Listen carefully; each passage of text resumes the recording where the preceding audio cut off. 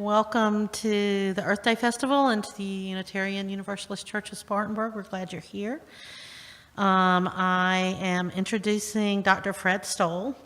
Fred has a PhD in engineering mechanics from Virginia Tech and has had a lifelong interest in alternative energy sources. He spent the last 17 years developing fiberglass composite materials that are used in the construction of large wind turbine blades. And he's going to talk to us about the pros and cons of getting an electric vehicle. So,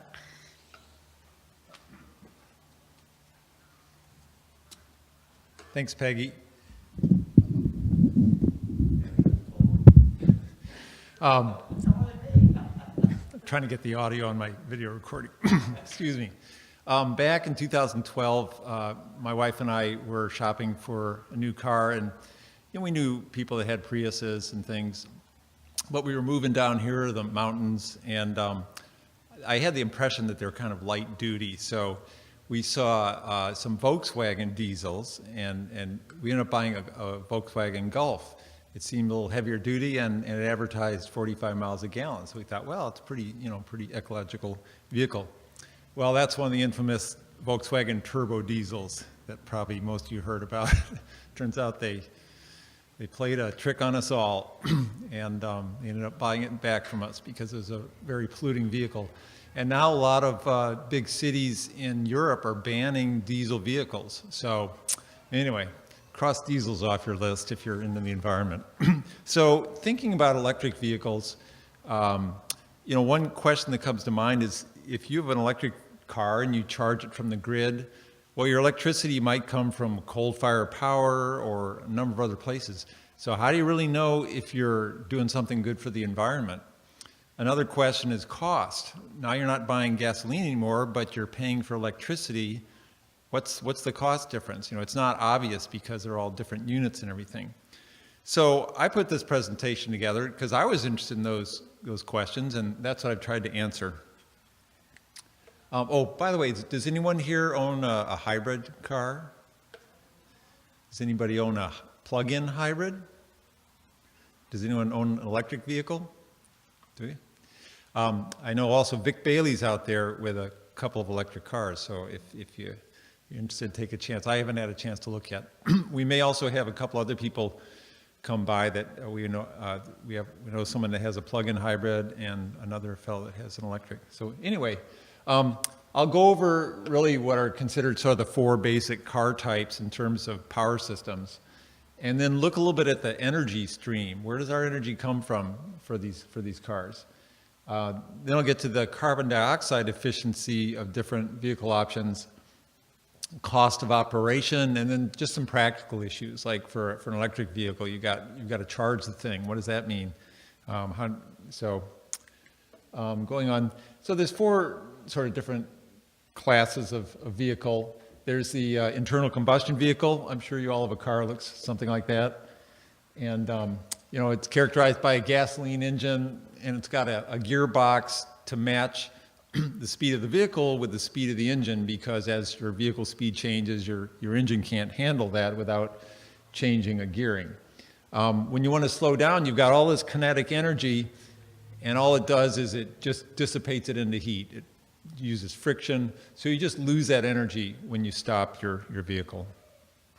With hybrids, you've still got a gasoline engine, but now you've got a big power battery, big rechargeable battery, and an electric motor.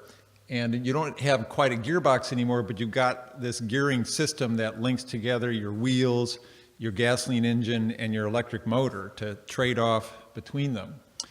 And a real nice innovation now is regenerative braking. An electric motor takes electric energy and turns it into mechanical energy. Well, if the motor's designed properly, you can reverse that, take mechanical energy and use it to create electrical energy, and then it's a generator. So that's what they do. You've got your cars moving down the street with all this kinetic energy. It takes it, runs it through your motor backwards, and recharges your battery. So it's a big contribution to reducing the amount of fuel you need. Plug-in hybrids, PHEV, you'll see these abbreviations, HEV for hybrid electric. PHEV, it's really just a hybrid vehicle, but now they make it so you can recharge your battery by plugging it in. And it also has an all-electric driving mode where as long as the battery lasts, you don't even use any gasoline, you can just drive off the battery. Then there's the all-electric vehicle. Now they get rid of the gasoline engine. Turns out you don't need a gearbox. The motor's just geared directly to the wheels without any, you don't never have to shift gears. And obviously they need a big battery because that's the only energy you have. So that is listed as EV. So I hope you find this interesting. I do. Where does the energy come from? You know, I'm going to get out my pointer. So here's the 4 different types of vehicles I just talked about. And obviously, we all know internal combustion. They drill for petroleum, or they supplement with ethanol, which uses a lot of fossil fuels to create, it turns out. And then it's processed and shipped as a liquid, and that's what you burn. Your car burns that. With a hybrid electric vehicle, same thing. All your energy fundamentally comes from fossil fuels or ethanol. Plug-in hybrid can run the same way, but can also, again, take electricity off the grid. And electric vehicle, of course, only uses electricity off the grid. So that electricity can come from a whole bunch of different places. It can come from fossil fuels, primarily natural gas or coal, and then it's run through a big generation system and put to the grid. It can come from nuclear power, which doesn't create greenhouse gases, but it's really not sustainable. You have to mine these elements out of the ground, and after more than 50 years of nuclear power, we still haven't figured out what we're going to do with the nuclear waste. So to me, nuclear power is a pretty undesirable thing. And of course, in South Carolina, we just got screwed. They spent billions and billions of dollars on a couple nuclear power plants and then abandoned it. What's that about? Anyway, of course, this also is where all the sustainable energy sources go to. Photovoltaic, wind, and tidal. Last month I was in California. I got to see some geothermal energy plants. I couldn't figure out what they were until somebody told me. So that's just taking heat from the planet and generating electricity with it. And they're hydroelectric, other things too, I'm sure. And then those are transmitted to our vehicles. So I want to look at some of the efficiencies in converting these fuel sources into power. Over here is our internal combustion vehicle. It's using gasoline. When you burn the gasoline, it creates heat energy. And about 19% of that goes into actually powering the wheels. So over 80% of it is just wasted, but that's the way it is. If you look down at a fossil fuel power plant, it's essentially doing the same thing. It's taking a fossil fuel, coal or natural gas primarily. It's generating electricity, and that process averages about 40% efficient. So these bigger power plants are more efficient at converting fossil fuels into other forms of energy. But a lot of it still goes into just heat. Taking energy from the grid for an electric vehicle, you've got to store it in your battery, and there's a few mechanical losses. That process is about 60% efficient. About 60% of the electrical energy makes it into power to your wheels. So if you're getting power from fossil fuels for your electric vehicle, when you combine those two systems, you've got a net energy efficiency of about 24%. So it's still not great, but it is about 25% better than just burning the gasoline in your car engine. So that's fossil fuels. What does it mean for creating carbon dioxide in your vehicles, which is what we're trying to avoid on Earth Day? So this chart on the left is just looking at different fossil fuels, gasoline, coal, natural gas, and that's just a chart of how many pounds of carbon dioxide are created per British thermal unit. It's an energy unit. And you can see coal is the worst. It's the highest, produces the highest amount of carbon dioxide. Natural gas is the best. It only produces about half as much. And gasoline's about in the middle. So what does that mean for your vehicles?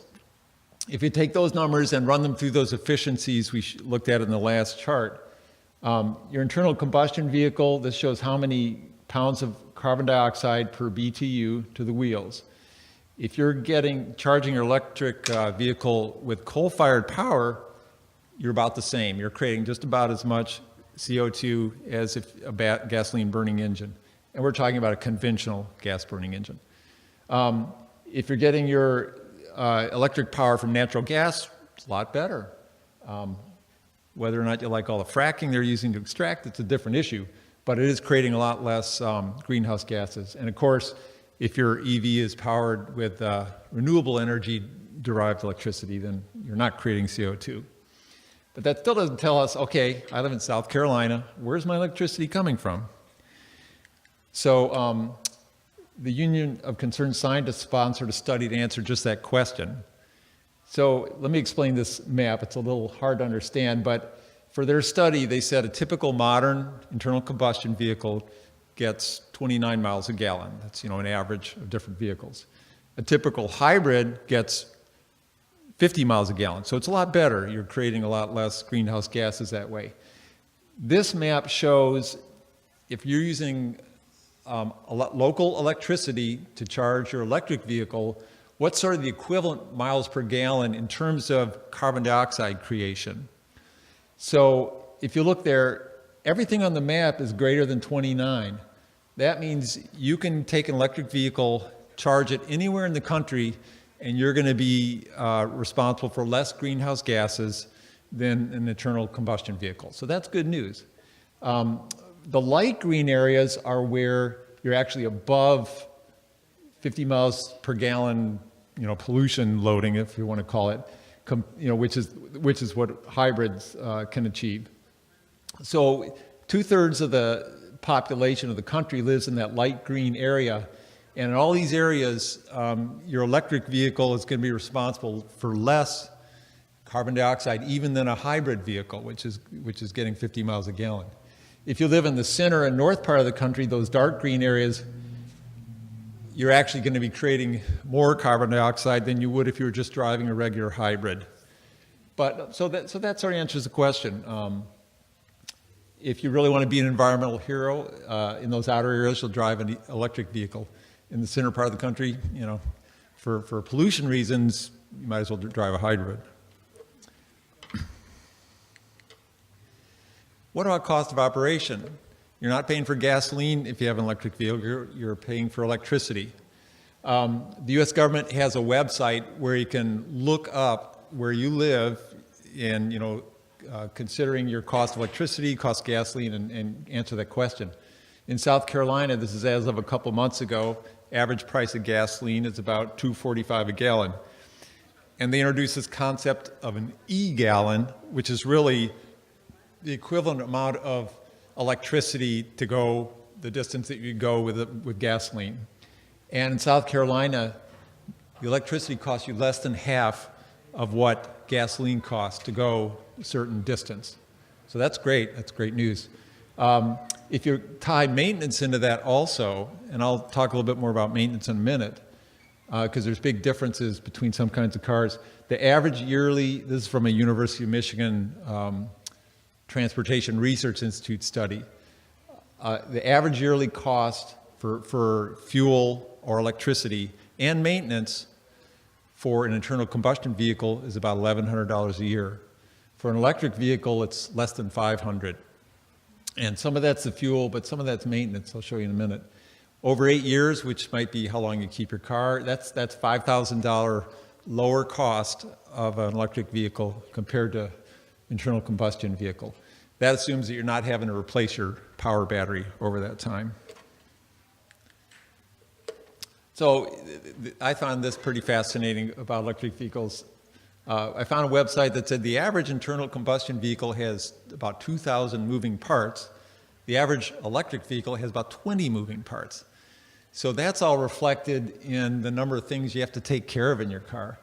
These are some typical maintenance considerations for these 4 classes of vehicle. In an internal combustion vehicle, you've got a starter can go bad, engine oil and filter replace, fuel filter, timing belt or chain that has to be replaced, an exhaust system, head gaskets go bad, fuel pumps go bad, coolant pumps go bad, etc. And hybrids have most of those same systems. They don't need an electric starter, but they have all the other systems, including now a power battery. Electric vehicles lose a whole bunch of those systems because so much is tied up in that really complicated gasoline engine operation. So that's reflected in lower maintenance costs and a lot less time, arranging a replacement vehicle while your car's at the shop.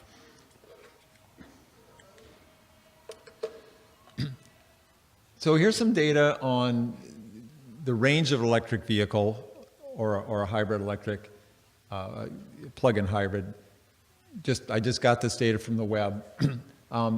So on the left there, it shows on the left axis is the range in miles, showing 0 to 350, versus the base cost of the vehicle. And the green triangles are Teslas. They've been out quite a while, and they have really good range, 230 to 310 miles or so, but they're very expensive. But nowadays, if you look at those blue diamonds, there's a bunch of electric vehicles on the market, and they get between maybe 87 to 125 mile range per battery charge for $30,000 to $45,000. I put a special square there, that red square, for the Chevrolet Bolt, because it's relatively low cost, $37,000, but it has about a 238 mile battery range, so that's pretty good. So on that kind of range, I mean, if you're down in this 100 mile or so range, you can drive around town for, John can talk about this more, or you can talk more about, how you use it. You obviously can't do a bunch of long distance driving.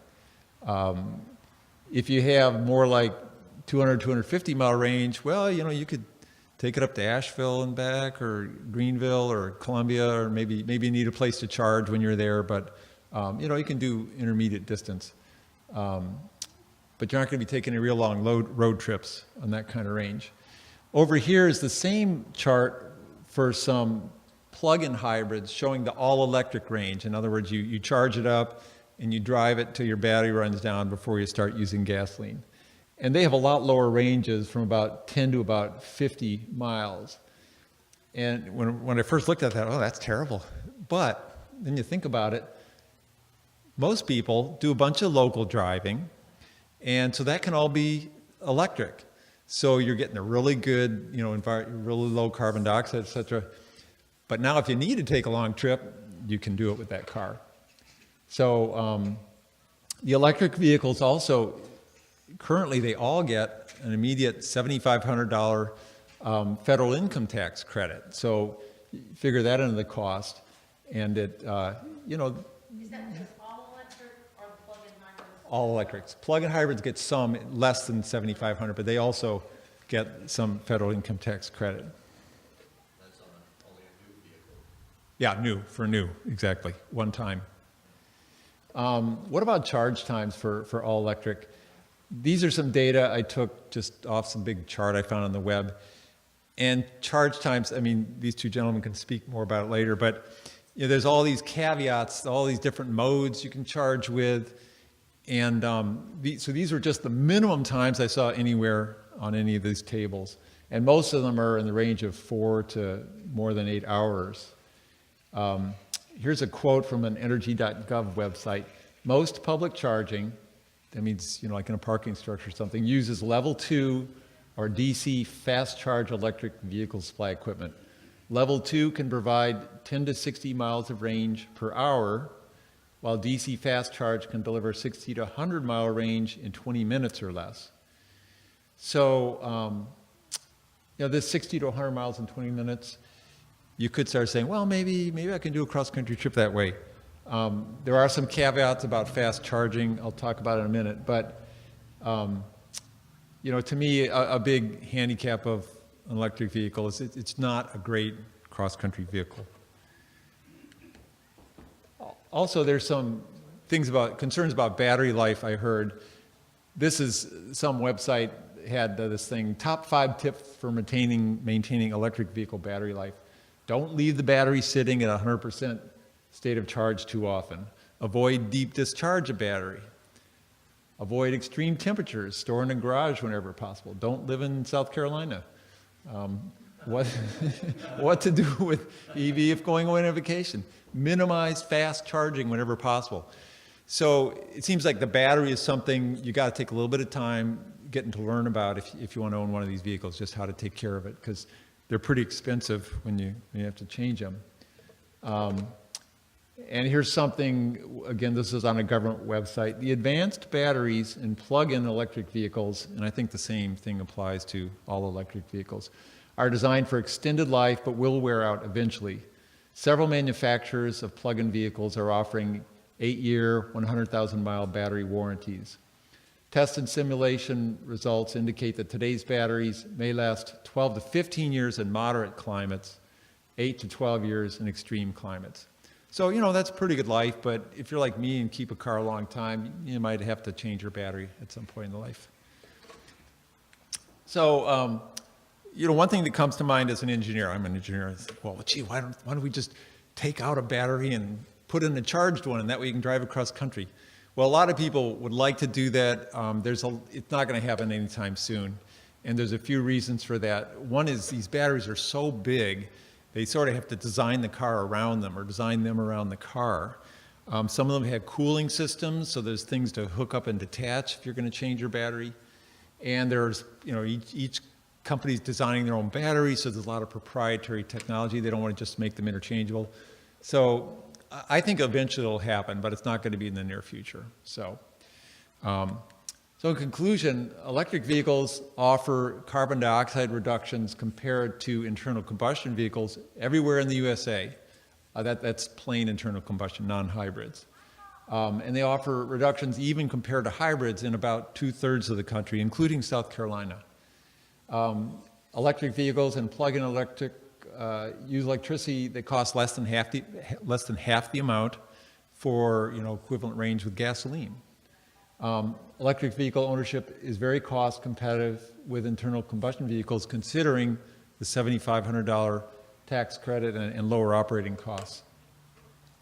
My conclusion is electric vehicles are best for local and regional travel, and they're really challenged for long distance traveling. Of course, if you're a 2-car household, maybe you have one electric and one hybrid. Finally, plug-in hybrids seem to offer, in my mind, most of the environmental benefits of electric vehicles with increasing practicality for long distance driving. And the last thing is just, with electric vehicle, it behooves you to learn a little bit about how to take care of your battery to get the longest life out of it. The question is about the recycling issues around those batteries. They are being addressed slowly. That's another thing that's complicated because different companies are using different formulations, but they are using they're using lithium and cobalt, which are hard to get and potentially polluting. So it's still piecemeal, but that's absolutely going to be, you know, the more popular these become, the bigger issue that is, and the more economic incentive there will be for people to develop those. So I think it's not 100% yet by any means, but it's on the upswing. In January of 2016, I bought a used Leaf that was a 2012. I had been researching them, and the 2012 used old-fashioned resistance heat for heating in the winter, which meant it gobbled up electricity really fast. Nissan. And in 2013, they had switched to a heat pump system, but it was buggy. They were having problems with it. The 2014 was trouble-free. But the prices I was finding that were in my price range, the 2012 fit the bill, and I paid less than $9,000 for the car, which had an original sticker price of $37,000. It was the top of the line Leaf. The battery had decayed enough and presumably the previous owner had it on a lease, so he had lease, not to be confused with leaf. But when you have something on a lease, you really have no particular motivation to be kind to the battery. And I discovered that you get much better battery life if you only charge it to 80%. And the Leaf has a setting that lets you do that. But it had degraded enough that I was able to get a brand new battery put in and under warranty. And so this is a battery that I've got from the get-go, and I very rarely charge it to 100%. How many miles did the car have when you bought it? It had 37,000 miles. As of last weekend, I had 60,300. And I did some computations, and the fuel economy in the Leaf that I have is 4.7 miles per kilowatt hour.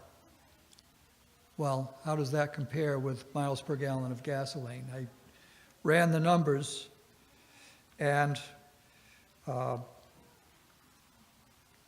had driven the car 22,000 miles, a little bit over, and computing at 4.7 miles per kilowatt hour with Duke Energy's 10 cents per kilowatt hour expense. My cost of operating the Leaf from the time I bought it till last weekend was $476. Now, the car that I had traded in toward that was a hybrid Civic, which got me 50 miles to the gallon. And at last week's gas price of $2.39 in this area, that computed out to $1,069 versus $476. So there's a big savings there. So the big question is, how long's the battery going to last in terms of, because you're looking at a $6,000 bill to change the battery in the Leaf. Yeah, they quote $5,500, but then there's the labor of changing it, so you're looking pretty close to $6,000. I Yep. want to hear, Claire Van Sant, has a plug-in hybrid. I just wanted to hear if you had any, like, what drove you to buy a plug-in hybrid? What were your experiences with it? I wanted to get it just for energy efficiency, but I also chose this particular car. It's a 2016 Ford C-Max. Because I knew that as cars get more and more technical with their computers that the driver interacts with, I wanted to get one that was the safest for a driver to interact with. And this one is simple and very user-friendly. And so that was the reason I bought a Ford C-Max.